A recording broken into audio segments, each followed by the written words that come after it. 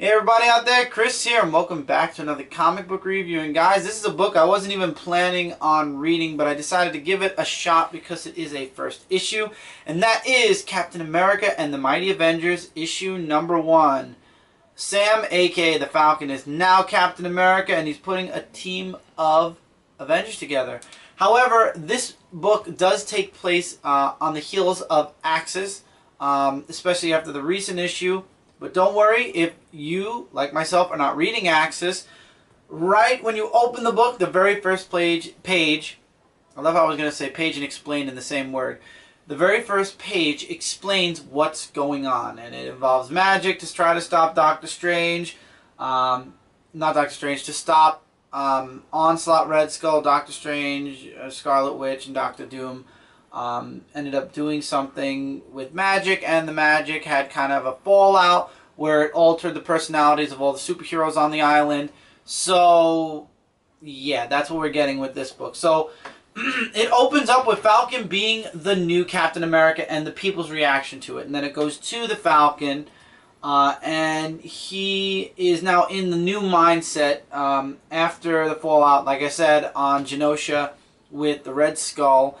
And his personality is very dark, very like, people may think this is wrong, but I'm going to punish evil as hard as I can and leave it out to bleed, and I'm the world's only protector. And there's a situation at the beginning of the book with these, I believe they're it looks like they're bank robbers, and he ends up throwing the cap shield, and they end up crashing, and the police show up, and they're even saying, we don't even think these guys are going to walk again. And he's like, you know what? I'm not a bleeding heart hero like the other Captain America. Here, I'm going to make sure I do things no matter what the cost. Then we go to Luke Cage and the Mighty Avengers. And I didn't really like this particular scene. You have Spider-Man, Peter Parker, who shows up and explains what happened to him with Doc Ock and everything. And he's like, are we friends again? Can I, come back? And Luke Cage is like, no, dude, you brought evil to my door. Whether you were possessed by Doc Ock or not, this stuff is following you, and I don't need that around my family, so get out. And I was like, whoa. And then the rest of the issue, you have this supervillain, the Plunderer, who was also on Genosha, but he was changed in a different way.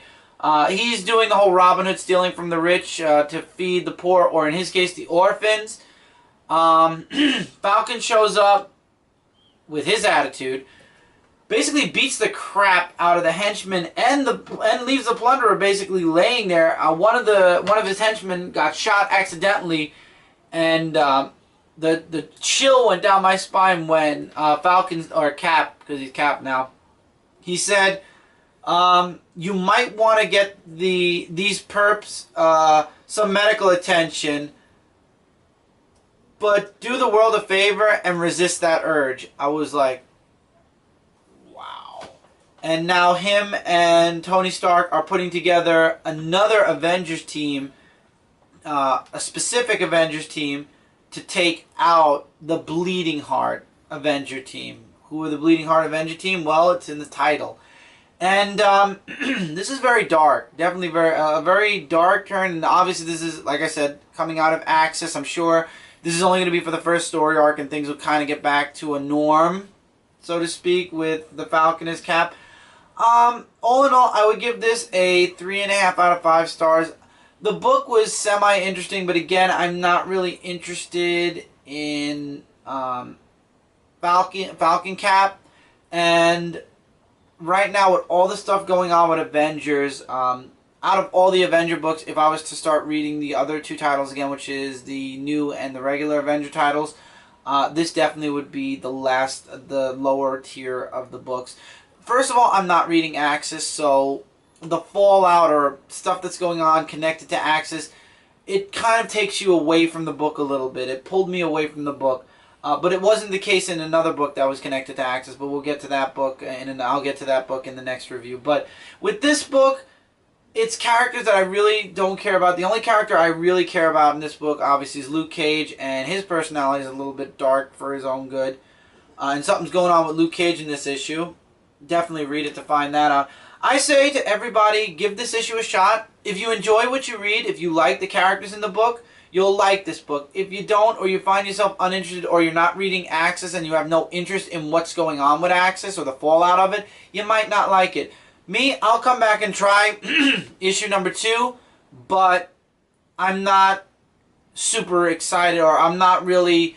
If it's a heavy week, I probably won't end up getting this book, because the writing's very good, the art is very nice, but not my type of story. But all in all, it was still, all that aside, it was a really good issue, so I would definitely say, for those of you who are fans of the Falcon, or fans of Avengers, I would definitely say to give issue number 1 a shot. We'll see if maybe next month I'll come back for issue number 2. And with that, that's it for this review, guys. So as always, don't forget to check out Comic Related, Comic Frontline, Zone 4 Podcast, and Frontline Gaming Zone. Together we are your #1 source for comic related news, reviews, and a whole bunch more.